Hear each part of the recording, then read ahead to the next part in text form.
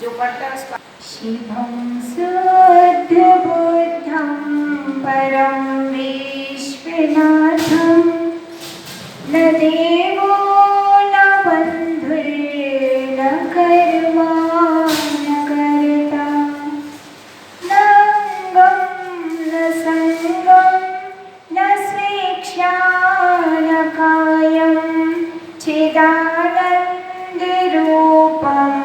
नमो वीतरागम् चिदानन्दरूपं नमो वीतरागम् चिदानन्दरूपं नमो वीतरागम् तीने भुवन वेसार वीतराग विज्ञानता शिव स्वरूप शिवकार नमो त्रयोग समारिकै नमो अरिहन्ताणं नमो सिद्धाणं नमो आयरीयाणं नमो उपध्यायाणं नमो लोये सबसाहुणं। जय बोलिए अनंतानंद परम सिद्ध भगवान की। देवादिदेव 1000ची आदिनाथ भगवान की। 1000ची चिंतामणी पारशनाथ भगवान की। परम पूज्य सर्वतरा संतगणाचार्य गुरुवर विराट सागर जी महाराज की। परम पूज्य मुनि श्री 108 अध्ययन सागर जी महाराज की। द्वादशांगी जिनवाणी माता की। अहिंसामयी जैन धर्म।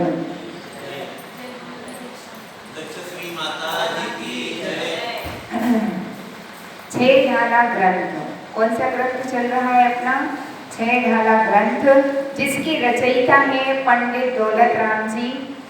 और पंडित दौलत राम जी बहुत बड़े विद्वान थे, जिन्होंने गागर में सागर भरने का एक बहुत ही सुंदर कार्य किया है। हमने मंगलाचरण देख लिया। जी त्रिभुवन में जीव अनंत, कल की चौपाई में कहा गया था, जी त्रिभुवन में जीव अनंत सुख चाहे, दुख ते भयवंत ताते दुखहारी सुखहार, कहे सीख गुरु करुणाधार। करुणा के धारी जो गुरुजन रहते हैं, वो कैसी शिक्षा को कह रहे हैं? दुख को हरने वाली और सुख को करने वाली शिक्षा को कह रहे हैं। कल हमने ये दूसरी चौपाई देख ली थी, आज हम तीसरी चौपाई पर पहुंच रहे हैं। ताही सबको बोलना है। ताही सुनो भवि मन फिर आन, जो चाहो अपनो कल्याण, मोहे महामद पियो अनादि, भूल आपको भर मतवादी। ताही सुनो भवि मन फिर आन। करुणा के धारी गुरु शिक्षा दे रहे हैं। ताही, ताही यानी उस शिक्षा को सुनो भवि। किसको सुनाने की बात कह रहे पंडित जी? भवि का मतलब क्या होता है? भव्य। भवि यानी क्या? ताही सुनो भवि। क्योंकि जो गुरुओं की शिक्षा है, जिनेंद्र देव की वाणी है, उसको ग्रहण कौन कर पाता है? किसके लिए कल्याणकारी होती है? भव्य के लिए। एक भव्य होता है और दूसरा अभव्य। दो प्रकार के जीव संसार में होते हैं, भव्य जीव और दूसरा अभव्य जीव। भव्य किसे कहते हैं? जो जिसकी आत्मा में रत्नत्रय प्रकट होने की शक्ति पाई जाती है, मतलब सम्यक दर्शन, सम्यक ज्ञान और सम्यक चारित्र प्रकट होने की शक्ति पाई जाती है, उसे क्या कहते हैं? भव्य कहते हैं। और जिस आत्मा में सम्यक दर्शन, सम्यक ज्ञान और सम्यक चारित्र प्रकट होने की शक्ति नहीं पाई जाती, उसे क्या कहते हैं? अभव्य कहते हैं। तो शिक्षा किसको दी जाती है? भव्य को ही शिक्षा दी जाती है, क्योंकि जिसको शिक्षा और उपदेश दिया जाएगा उसको ग्रहण करके वह अपनी आत्मा का क्या कर पाएगा? इसलिए पंडित जी ने क्या कहा? ताही सुनो भवि। अब वे भव्य जीव कितने प्रकार के होते हैं? तो भव्य जीव कितने प्रकार के होते हैं? 3 तीन प्रकार के। पहला निकट भव्य, दूसरा दूर भव्य और तीसरा दूरानुदूर भव्य। ठीक है, निकट भव्य, दूर भव्य, दूरानुदूर भव्य। निकट भव्य किसे कहते हैं? जो कुछ ही भवों में मोक्ष को प्राप्त करने वाला है। कितने भव में? 2, 4, 6, 8, 10, है ना? कुछ ही भवों में जिसको मोक्ष की प्राप्ति होने वाली है वह क्या कहलाता है? निकट भव्य। ठीक है। दूसरा होता है दूर भव्य, मतलब मोक्ष तो मिलेगा लेकिन इतनी जल्दी नहीं मिलेगा। आपको बहुत सारे भाव अभी बाकी हैं। कितने भाव बाकी हैं? करोड़ों भी हो सकते, अरबों भी हो सकते, खरबों भी हो सकते। अभी आपके भाव कितने बाकी हैं? बहुत सारे भाव बाकी हैं, तो वह क्या कहलाएगा? दूर भव्य। तीसरा होता है दूरानुदूर भव्य, यानी दूर से भी दूर का भव्य नाम का भव्य है। दूरानुदूर भव्य यानी केवल नाम भव्य का है, लेकिन उसको इतने सारा समय, लंबा समय है कि वो कभी मोक्ष जा पाएगा नहीं। उसका संसार इतना दीर्घ है कि नाम तो भव्य का है लेकिन वो अभव्य के समान ही माना गया है। दूरानुदूर भव्य को क्या माना गया है? अभव्य के समान। अब इन तीनों को हम एग्जाम्पल देकर आपको बतलाएंगे तो बात समझ में आ जाएगी। निकट भव्य किसकी तरह होता है? विवाहिता स्त्री की तरह। निकट भव्य किसकी तरह है? जैसे विवाहिता स्त्री को पुत्रोत्पत्ति की शक्ति होती है, पुत्रोत्पन्न कर सकती है। कौन सी स्त्री? विवाहिता। तो वो क्या हो गया? निकट भव्य। उसको कभी भी पुत्र की प्राप्ति हो जाएगी। किसको? विवाहिता। तो वो किसके समान है? निकट भव्य। दूसरा होता है दूर भव्य। दूर भव्य का मतलब है कुंवारी कन्या। जिस कन्या की अभी शादी नहीं हुई है उसमें पुत्रोत्पत्ति की शक्ति है कि नहीं? शक्ति तो है, लेकिन अभी उसकी शादी नहीं हुई है तो उसके पुत्रोत्पत्ति नहीं होगी, तो वो क्या कहलाएगा? दूर भव्य। दूर भव्य क्यों? क्योंकि अभी जब कभी शादी होगी, जब कभी योग्य वर मिलेगा, जब कभी उसकी शादी होगी, जब कभी उसके पुत्रोत्पत्ति हो सकती है, तो वह क्या कहलाएगा? दूर भव्य। तीसरा होता है दूरानुदूर भव्य। कैसा भव्य? दूरानुदूर भव्य किसकी तरह होता है? विधवा स्त्री की तरह। किसकी तरह? विधवा स्त्री की तरह। विधवा स्त्री में पुत्रोत्पत्ति की शक्ति तो है लेकिन उसके पुत्र उत्पन्न होंगे क्या? नहीं होंगे, क्योंकि उसको निमित्त ही नहीं मिलना। उसी प्रकार जिस आत्मा में रत्नत्रय को प्रकट करने की शक्ति तो है ना? शक्ति तो है लेकिन प्रकट होगा नहीं, उसका नाम क्या है? दूरानुदूर भव्य। समझ में आया कि नहीं? एक निकट भव्य, एक दूर भव्य और तीसरा क्या है? दूरानुदूर भव्य। समझ में आया कि नहीं आया? आ गया? तो पंडित जी कह रहे हैं ताहि सुनो भवि मन धीर आन, है ना? उस गुरु की शिक्षा को कैसे सुनना है? मन को स्थिर करके। कैसे सुनना है? यदि आपने मन को स्थिर करके नहीं सुना तो क्या उसका रिजल्ट निकलेगा? टाइम तो पूरा हो जाएगा लेकिन कुछ समझ में नहीं आया, है ना? जैसे आप बच्चे स्कूल जाते हैं, है ना? टीचर आपको पढ़ा रहे हैं बोर्ड पर और आप काय में लगे हो? मस्ती करने में लगे हो, और काय में लगे? बातें करने में लगे हैं, है ना? सही बोल रहे हैं ना? और आप जब मस्ती करेंगे और बातें करेंगे तो टीचर ने क्या पढ़ाया वो आपको मालूम पड़ेगा क्या? वो चैप्टर आपका निकल जाएगा, और निकल जाएगा तो कुछ समझ में नहीं आएगा, है ना? तो आपको कुछ फायदा होगा कि नहीं होगा?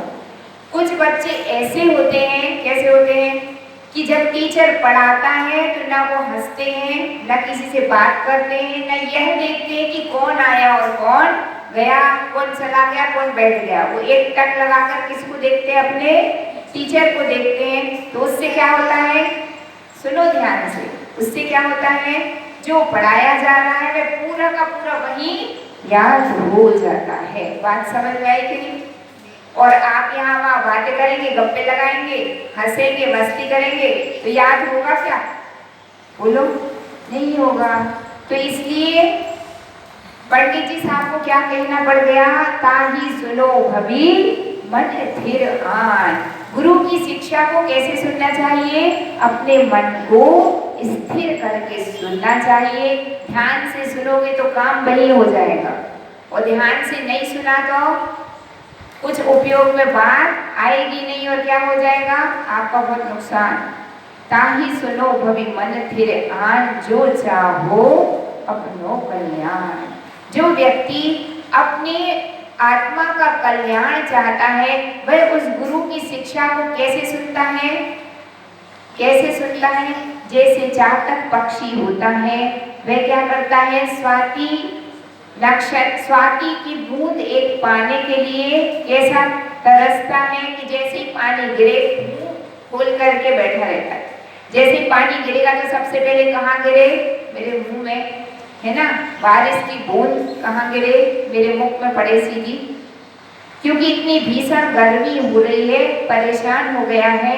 तो उसी प्रकार जो भव्य अपनी आत्मा का कल्याण करना चाहते हैं, वे जिनेंद्र देव की देशना को कैसे पान करते हैं कि भगवान अहो भाग्य सौभाग्य, जो आपकी देशना सुनने का मुझे क्या मिला है? सौभाग्य मिला है। आगे कहते हैं मोह महामद पियो अनादि। अब शिक्षा क्या दे रहे हैं पंडित जी? तो कह रहे मोह महामद पियो अनादि। अनादि काल से इस जीव ने कौन सी मदिरा पी रखी है? मोह रूपी मदिरा। अब मोह किसे कहते हैं? तो मोहयति इति मोह, मतलब जो आत्मा को मोहित करता है, भ्रमित करता है, उसका नाम क्या है? मोह। और मोह को किसकी उपमा दी है? महामद। एक मद होता है और एक महामद होता। मद किसे कहते हैं? शराब को क्या कहते हैं? मद कहते हैं, है ना? तो शराब को मद क्यों कहा जाता है? इसलिए कहा जाता है जो व्यक्ति शराब पी लेता है उसको नशा चढ़ जाता। नशा चढ़ जाता तो उसको कुछ भी याद नहीं रहता। मैं कहाँ हूँ, किस स्थान पर बैठा हूँ, किस व्यक्ति से बात कर रहा हूँ, सड़कों पे पड़े हुए मिल जाते हैं। कौन? शराबी व्यक्ति। यदि कोई व्यक्ति शराब पी ले तो उसकी स्थिति क्या हो जाती है? बहुत खराब। तो आचार्य भगवान का कहना क्या है कि शराब कैसी वस्तु है? यदि पी ली जाए तो नशा कब तक चढ़ेगा? 4-5 घंटे तक उसका नशा नहीं उतरेगा। तब तक वह क्या रहता है? सब कुछ शुद्ध बोध भूल जाता है। लेकिन यह जो मोह रूपी नशा है, मोह रूपी शराब है, वह कैसी है? इस जीव को कब तक मोहित करके रखती है? इसका नशा कब तक चढ़ा रहेगा? अनादिकाल तक, है ना? जब तक सम्यक दर्शन नहीं होगा तो जीव किसके वश में रहता है? मोह के वश में। तो इसको क्या, किसकी उपमा दी गई? महामद। क्या है ये? महामद।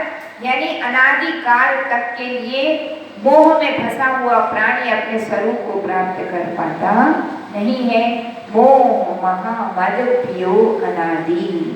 कब से पी है मोह रूपी मदिरा इस जीव ने? अनादिकाल से। भूल आपको भरमतवादी, है ना? और मोह रूपी शराब पीकर इसने किसको भुला दिया? किसको भुला दिया? अपने आप को भुला दिया। सब दुनिया तो याद है। किसको याद है? आपको याद है ना? कौन कौन याद है? ये मेरी मम्मी है, ये मेरे पापा है ना? ये मेरी चाची है, मेरी बुआ है। याद है कि नहीं? याद है। ये ड्रेस मेरा है, ये चश्मा मेरा है, ये बुक मेरी है, ये याद है कि नहीं है? याद है। ये शरीर मेरा है, ये भी याद है। और वो मेरा मकान है और वो मेरी 4 व्हीलर है, वो याद है कि नहीं? वो भी याद है। सब याद है। क्या क्या याद है? जो अपना नहीं है वो सब कुछ याद है। पंडित जी बहुत अच्छी बात कह रहे हैं। भूल आपको भरमतवादी। किसको भुला दिया मैंने? निज आत्मा को भुला दिया, और बाकी सारे परद्रव्य तो मुझे याद है ना? पर घट फिरत बहुत दिन बीते। कि एक कविता आती है उसमें ऐसा कहा गया है कि पर घर फिरत बहुत दिन बीते, अपनी सुध को मैंने पाया नहीं। और कहा भटकता रहा, पर द्रव्यों में ही भटकता रहा, भूल आपको भ्रमत मारी। कहाँ भ्रमण करता रहा? चतुर्गति रूप संसार में अथवा पंच परावर्तन रूप संसार में भ्रमण करता रहा। आचार्य भगवान कहते हैं कि उस पंच परावर्तन रूप संसार में यह जीव ने, इस जीव ने कब तक परिभ्रमण किया? कब तक परिभ्रमण किया? अनंत काल हो चुका है। वे पंच परावर्तन कौन कौन से हैं? द्रव्य परिवर्तन, क्षेत्र परिवर्तन, भाव परिवर्तन, काल परिवर्तन और भाव परिवर्तन। ठीक है, तो सबसे पहला होता है द्रव्य परिवर्तन।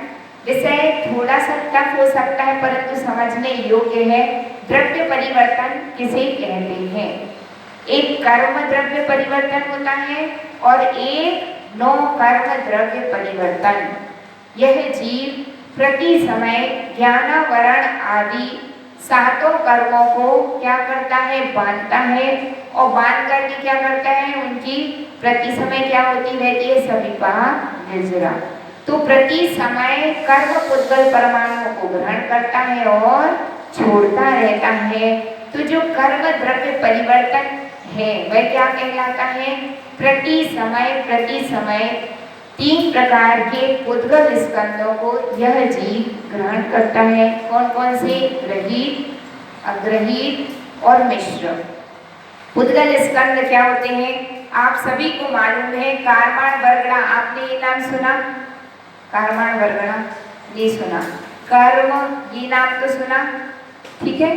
तो कर्म पुद्गल के स्कंद होते हैं, है ना। कारमाण वर्गणाएं होती हैं और वे क्या करती हैं? जैसे जीव के परिणाम हो वैसी कारमाण वर्गणाएं कहाँ आती हैं?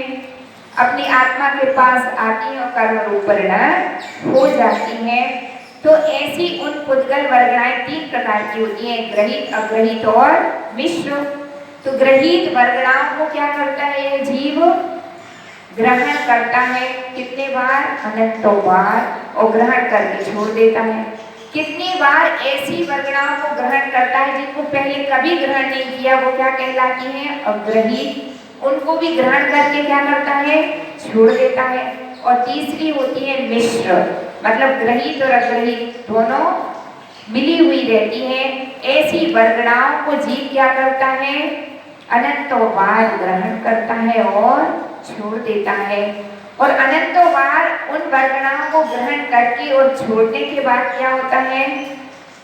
जब उसी स्पर्श रस गंध वर्ण के अनुरूप पुनः उसी प्रकार के परिणामों से, पुनः उसी प्रकार के कर्म द्रव्य को जब जीव दोबारा ग्रहण करता है, उसका नाम क्या है? कर्म द्रव्य परिवर्तन, है ना। यद्यपि यह विषय थोड़ा क्लिष्ट है और बहुत बड़ा भी है, लेकिन अपने को शॉर्ट में सिर्फ इतना समझना है कि इस संसार में ऐसा कोई शरीर की अवगाहना नहीं है जिसको हमने ग्रहण ना किया हो। संपूर्ण अवगाहना को ग्रहण किया है। इस छोटू का क्या नाम है? प्रबुद्ध। तो कभी चेती थे कि नहीं थे? हैं? थे कि नहीं थे? याद है कि नहीं? कभी गधे थे कि नहीं थे? नहीं थे क्या? और तुम थी गुड़िया, आप थे कि नहीं? गधे नहीं थे क्या? बहुत बढ़िया, सही उत्तर दिया उसने। और रविंद्र तुम कभी गधे थे कि नहीं थे? रहे होंगे, मतलब इनको थोड़ा डाउट है। पंडित जी आप घोड़े का भी रहे कि नहीं रहे? अब सोच में पड़ गया पंडित जी, क्या बोले, हाँ बोले कि ना बोले कि क्या बोले। पीछे वाले भैया आप कभी हाथी में रहे कि नहीं? हैं? कभी रहे होंगे, अब क्या पता रहे होंगे, है ना। आप सबको डाउट है। डाउट किस क्यों है? हाँ, तो बुक में लिखा है तो शायद ऐसा हुआ होगा। आपको डाउट इसलिए है क्योंकि ना तो आपको जाति स्मरण है, ना आपको अवधि ज्ञान है, और नेक्स्ट भाव अपने को याद रहता नहीं है। याद रहता क्या? अपनी मेमोरी इतनी वीक है कि इस भव में सब कुछ, बहुत सारी चीजें बिसर जाती। सारा कुछ यहाँ का यहाँ याद किया हुआ याद नहीं रहता। आप 10th में थे जब आपने क्या पढ़ा था? आप सुना सकते क्या? नहीं सुना पाएंगे। क्या हुआ, उसकी मेमोरी थोड़ी बिसर गई है। तो भवांतरों की बात को याद करना तो क्या है, वो टिपिकल काम है। तो आचार्य भगवान कहते हैं यह जिनेंद्र देव की देशना है। यह जीव किस पर्याय में रहा है, हाथी, घोड़ा, कुत्ता, बिल्ली, छिपकली, गधा, सुअर सारी पर्यायों में आप रहे हैं, हम सब रहे हैं। आपको याद है क्या, नहीं है ना। तो जो पंच परावर्तन बतलाया जा रहा है, वह पंच परावर्तन रूप संसार में इस जीव ने परिभ्रमण किया है। इसका मतलब क्या है कि हम सभी पर्यायों में रहे हैं। कौन सी पर्याय में, सबको हंसी आ रही है कि क्या हम गधे भी रहे होंगे, है ना, क्या हम नरक में भी रहे होंगे, है ना। अपने को कौन देख रहा, मच्छर काटे तो कोसते इसको, है ना, गधे ने काट लिया, किसने काटा, तो मच्छर ने तो अपन क्या बोलते हैं, मेरे को काट लिया, तो आपको कष्ट होता। तो आप भी कभी मच्छर रहे हो कि नहीं रहे हो, है ना। तो इसी बात को आचार्य भगवान बतलाना चाहते हैं कि संपूर्ण अवगाहनाओं को इस जीव ने क्या किया है, ग्रहण किया है। ऐसी जगन्य अवगाहना से लेकर उत्कृष्ट अवगाहना तक ऐसा कोई सा शरीर नहीं है जिसको आपने धारण ना किया हो। लगती अपर्याप्त सूक्ष्म निगोदीय जीव से लेकर के महामत्स्य तक की अवगाहना आपने प्राप्त की है। लगती अपर्याप्त सूक्ष्म निगोदीय शरीर, उसके शरीर की अवगाहना कितनी होती, कितना बड़ा होता वो रविंद्र, कितना होता, घनांगुल की असंख्यात में भाग प्रमाण होता, मतलब बहुत छोटा होता है, ठीक है, चींटी से भी बहुत छोटा होता है, ठीक है। और जो महामत्स्य रहता है उसकी अवगाहना कितनी है, कितनी होती है, 1000 योजन लंबा, 500 योजन चौड़ा और 250 योजन मोटा होता। इतनी बड़ी मछली होती, कहाँ पाई जाती, वो लवण समुद्र में पाई जाती है। तो एक छोटी अवगाहना से लेकर बड़ी अवगाहना तक सारे शरीरों को आपने प्राप्त किया है, किया कि नहीं किया, किया है। जब आपने सारी अवगाहनाओं को प्राप्त कर लिया तो आचार्य भगवान कह रहे हैं कि आपने कितना संसार परिभ्रमण कर लिया, आप विचार कीजिए, है ना। फिर भी आपसे कोई कहे मोक्ष जाना चाहते तो क्या कहेंगे, अभी थोड़ा और संसार देख लें, है ना। तो इसका मतलब है कि आपको और संसार देखना बाकी है। क्षेत्र परिवर्तन, काल परिवर्तन, भाव परिवर्तन, भाव परिवर्तन किसे कहते हैं, तो आचार्य भगवत कहते हैं क्षेत्र परिवर्तन, आकाश का एक भी प्रदेश ऐसा शेष नहीं है। कौन सा प्रदेश, एक भी प्रदेश ऐसा नहीं है जिसमें इस जीव ने अनंतों बार जन्म और मरण धारण न किया हो। आपसे पूछा जाए उषा तुम्हारी जन्मभूमि क्या है? हाँ, क्या है जन्मभूमि? हाँ, जो जिस गांव में जन्मा है वह क्या है, उसकी जन्मभूमि है। कोई बड़वानी में जन्मा है ना, कोई मनावर में जन्मा है, कोई सिंघाना में जन्मा है, कोई दिल्ली में जन्मा है, कोई बॉम्बे में जन्मा है ना। लेकिन आचार्य भगवान क्या कह रहे हैं, तुम्हारा बर्थ प्लेस क्या है, तो संपूर्ण लोक में एक भी प्रदेश ऐसा शेष नहीं है जहाँ तुमने जन्म ना लिया हो। तो सारे ही प्रदेश क्या है तुम्हारे, बर्थ प्लेस भी है। और मरण कहाँ कहाँ हो चुका, ऐसा संपूर्ण आकाश का एक भी प्रदेश नहीं है जिसमें तुमने मरण ना किया हो। अब आप कल्पना करिए, आप एक कान से सुनते और दूसरे से निकाल देते, और कुछ लोग तो सुनते भी नहीं है ना। तो आप ये कल्पना में अपने उतर जाइए कि मैंने कितना संसार परिभ्रमण कर लिया, जिसकी कोई गिनती नहीं है, जिसकी कोई सीमा नहीं है। इतने भवों को इस जीव ने धारण कर लिया। और इस संसार परिभ्रमण को कराने वाला कौन है, मोह। कौन सा कर्म, मोहिनी कर्म है जो संसार परिभ्रमण कराता है। मोहिनी कर्म के दो भेद हैं, एक दर्शन मोहिनी और दूसरा चारित्र मोहिनी। दर्शन मोहिनी कर्म किसे कहते हैं, मिथ्यात्व। मिथ्यात्व क्या है, दर्शन मोहिनी। चारित्र मोहिनी किसे कहते हैं, जितनी भी कषाय है 25 प्रकार की, वो सब क्या कहलाती हैं, चारित्र मोहिनी। इसका मतलब है कि मिथ्यात्व और कषायों के कारण ही इस जीव का क्या होता है, परिभ्रमण होता है। तो आचार्य भगवान कह रहे हैं कि मोही की दशा बड़ी विचित्र होती है। जब मोह अपनी आत्मा पर क्या करता है, हावी हो जाता है। तो श्री रामचंद्र जी थे, कौन थे? श्री रामचंद्र जी थे, तद्भव मोक्षगामी थे। क्या थे? तद्भव मोक्षगामी किसे कहते हैं? जो जीव उसी भाव से मोक्ष को जाने वाला है उसको क्या कहते हैं? तद्भव मोक्षगामी। और तद्भव मोक्षगामी को, बलराम को सबसे ज्यादा प्रीति किससे होती है? नारायण से। किससे? नारायण की। और बलभद्र की प्रीति पूरे जगत में प्रसिद्ध है ना। तो जो लक्ष्मण थे वो क्या थे? नारायण। और राम क्या थे? बलभद्र। तो जिस समय लक्ष्मण की मृत्यु होती है, लक्ष्मण की मृत्यु क्यों होती है? लक्ष्मण को किसी ने यह समाचार दिया था। क्या समाचार? कि श्री रामचंद्र जी फलाने फलाने युद्ध में मरण को प्राप्त हो गए हैं, है ना। और उस मरण का समाचार सुनकर लक्ष्मण को इतना दुख होता है, इतना दुख होता है कि लक्ष्मण के क्या निकल जाते हैं? प्राण ही निकल जाते हैं। यह समाचार उनके लिए कैसा होता है? अत्यधिक वेदना को देने वाला होता है। जबकि नारायण को इतना पता है कि बलभद्र की कहीं मृत्यु नहीं होती, उनको तो क्या होने वाला है? मोक्ष होने वाला, तद्भव मोक्षगामी। लेकिन जहाँ पर मोह के बादल छाए रहते हैं तो सब कुछ भूल गए, उनको तो सिर्फ श्री रामचंद्र ही दिख रहे थे। और लक्ष्मण की मृत्यु हो जाती है। और जब लक्ष्मण की मृत्यु हो जाती है और शव को किसके सामने लाया जाता है? श्री रामचंद्र के सामने लाया जाता है। तो वो क्या करते हैं? वो जो शव था उस शव का संस्कार नहीं करते। आपके यहाँ आपके कोई प्रियजन हो और वो मरण को प्राप्त हो जाए तो आप क्या करेंगे? क्या करेंगे? अरे भैया जल्दी करो, देरी मत करो। क्यों?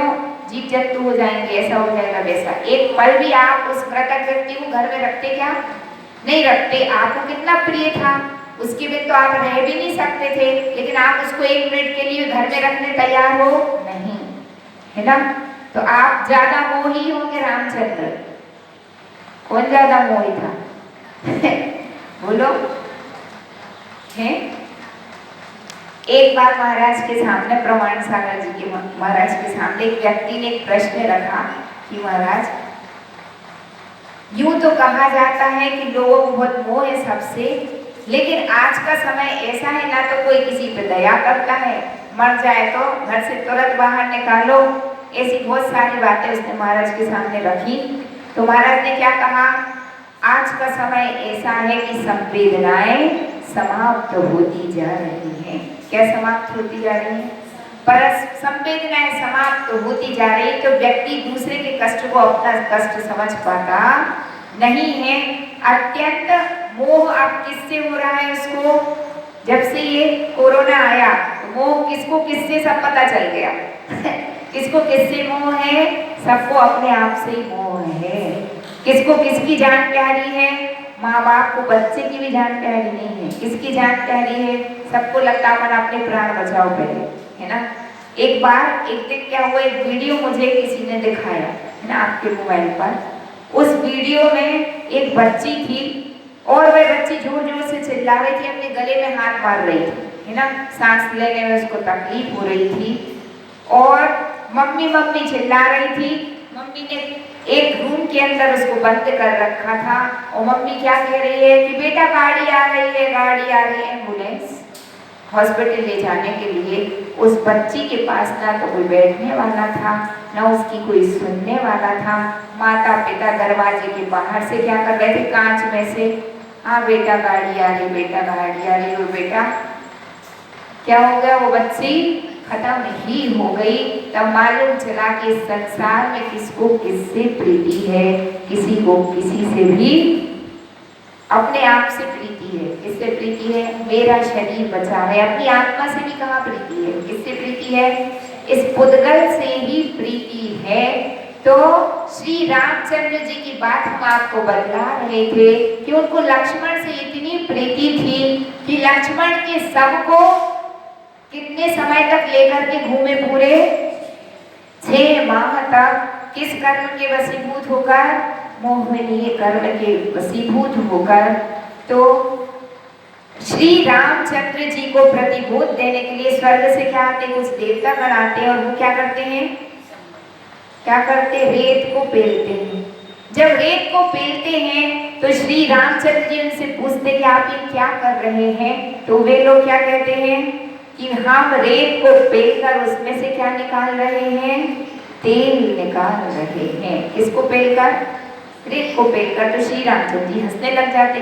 कभी तेल, रेत से कोई तेल निकलता क्या? तो वह व्यक्ति क्या उत्तर देता है?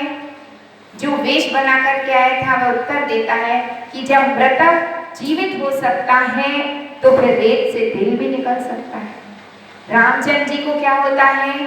कुछ थोड़ा महसूस तो होता है, लेकिन आगे बढ़ देते, नहीं मैं मेरे लक्ष्मण को नहीं छोड़ सकता, और आगे बढ़ गए। और आगे बढ़े तो क्या हुआ? एक व्यक्ति पानी को मथ रहा था। पूछा भैया क्या कर रहे हो? तो क्या कहता है? पानी को मथ करके मैं इसमें से क्या निकालूंगा? घी निकालूंगा। तो रामचंद्र जी फिर हंस देते हैं कि पानी से कभी घी निकलता है क्या? तो वे व्यक्ति कहते हैं कि जब मृतक जीवित हो सकता है तो पानी से भी मक्खन निकल सकता है। रामचंद्र जी को प्रतिबोध हो जाता है कि लक्ष्मण की क्या हो गई है? मृत्यु हो गई है। उनका वासना काल पूरा हो गया था। किसका? अनंतानुवर्ती कसाय का वासना काल कितना होता है? 6 महीने का होता है।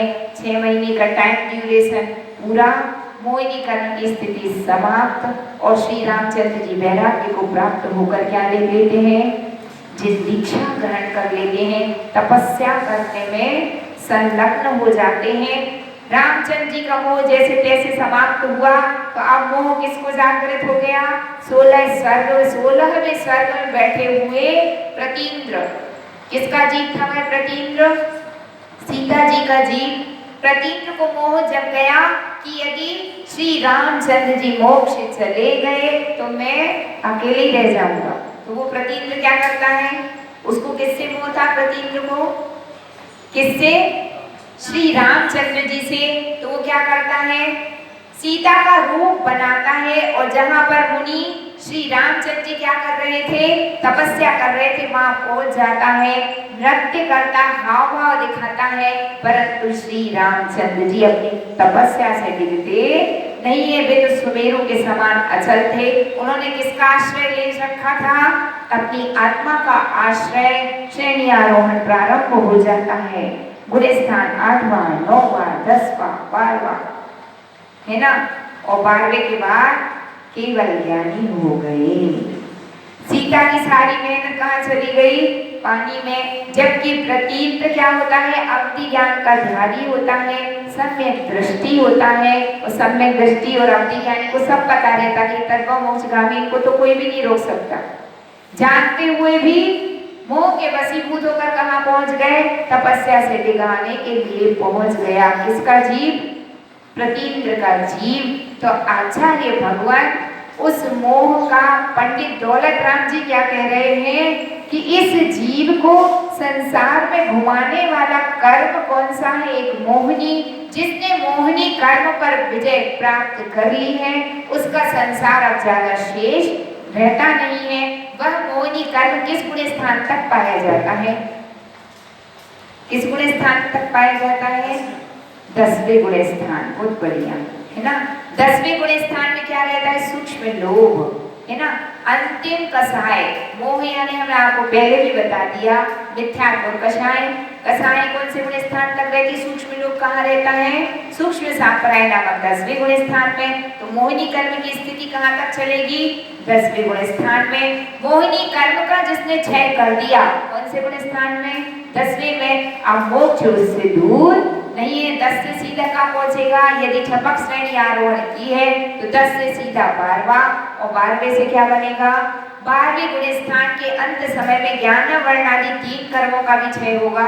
ज्ञानावरणी, दर्शनावरणी और अंतराय। और जीव को किसकी प्राप्ति हो जाएगी? केवल ज्ञान की प्राप्ति हो जाएगी। तो आपको बात समझ में आई कि नहीं?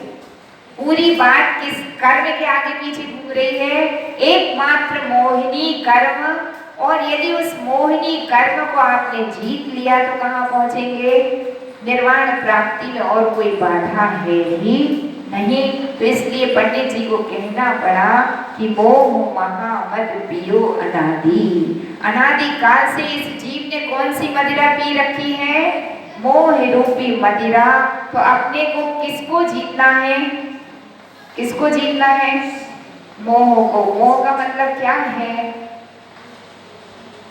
मेरे बेटे को सर्दी नहीं हो जाए, बुखार नहीं हो जाए, है ना। हम तो कहीं नहीं भेजते अपने बच्चे को, क्यों? अभी कोविड-19 तो फैला है ना।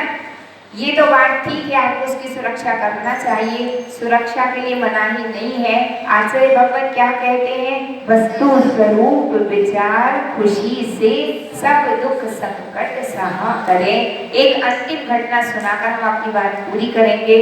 जो ज्ञानी होते हैं उनकी प्रवृत्ति कैसी होती है, आप उसको इस दृष्टांत के माध्यम से अच्छी तरह से समझ लेंगे। एक माता पिता थे और उनकी एक एकलौती संतान थी, वह भी क्या थी? एक पुत्र था। माता पिता कैसे थे? धर्मात्मा थे, तत्वाभ्यासी थे, दिन और रात स्वाध्याय किया करते थे।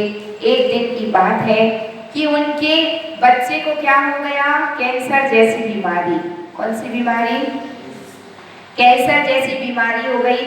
माता पिता ने उसका बहुत इलाज करवाया, उसको भी धर्म ध्यान में लगाया, निरंतर उनके स्वाध्याय चला करते थे।